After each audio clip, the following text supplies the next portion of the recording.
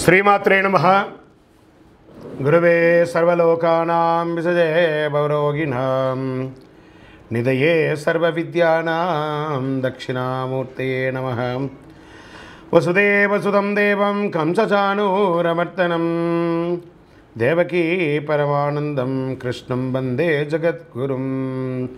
సద్గురుకులదేవతాభ్యో నమః. ప్రతి ఒక్కరు కూడా మీ యొక్క గురువులను, మీకు విద్య నేర్పిన గురు, మీ యొక్క ఉద్యోగంలో గురు, మీకు వ్యాపారంలో గురు, మీ ఇంటి గురువులు, జగద్గురువులందరినీ కూడాను ప్రార్థన చేసుకోండి.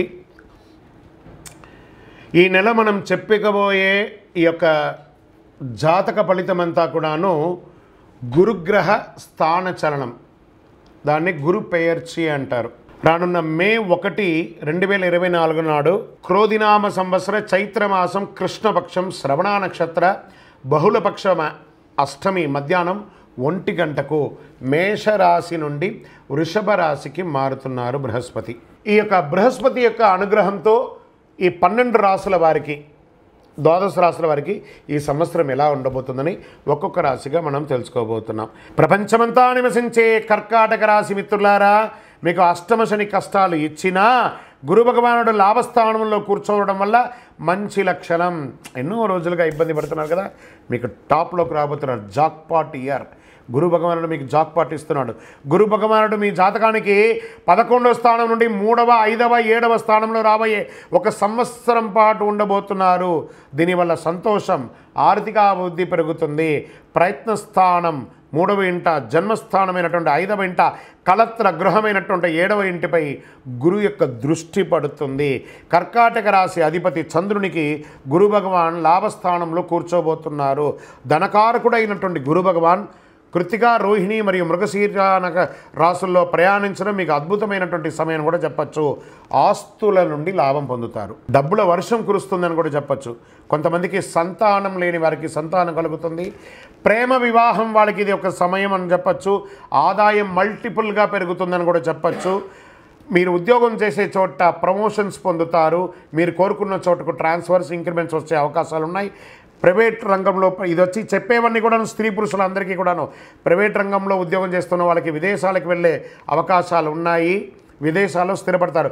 గురుగారు ఇలాగే చెప్తున్నారండి, మొత్తం మార్కెట్ అంతా రెసిషన్గా ఉంది, ఉద్యోగాలు పోతున్నాయండి అంటే ప్రపంచమంతా రెసిషన్లో ఉంది. కానీ మీరు బాగుంటే, మీకు యోగం ఉంటే, మీకు ఉన్నట్టే కదా. ప్రపంచమంతా రెసిషన్లో ఉందంటే అందరూ ఉద్యోగం లేకుండా లేరండి.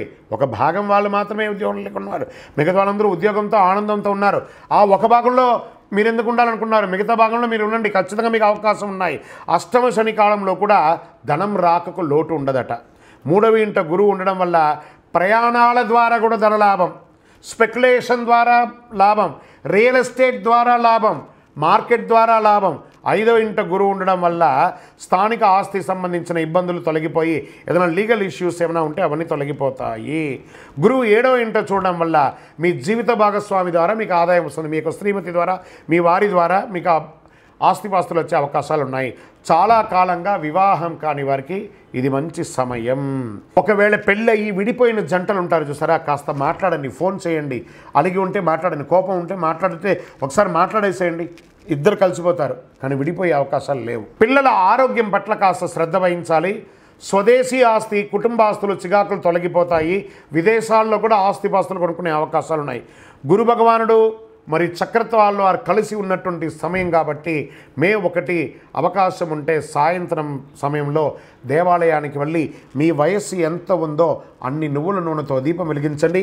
శనగల మాలను స్వామివారికి సమర్పించండి. వారి వారి జాతకంలో ఉన్నటువంటి దశాబుద్ధుల గ్రహాల ద్వారానే జాతకం మారుతుంది అని కూడా చెప్పడం జరుగుతుంది. ఓకే, ఈ గురు భగవానుడు అంటే ఎవరు?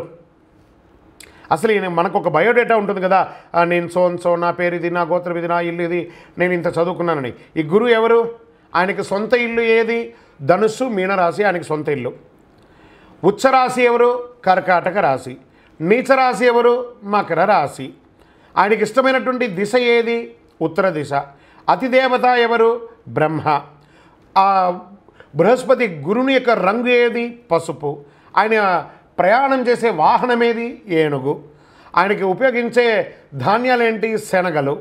ఆయనకి ఇచ్చే పుష్పాలేంటి? రోజ్బెర్రీ అంటారు. వస్త్రం పసుపు రంగు వస్త్రం వారికి ఇష్టం. వారు ధరించే రత్నం ఏంటి?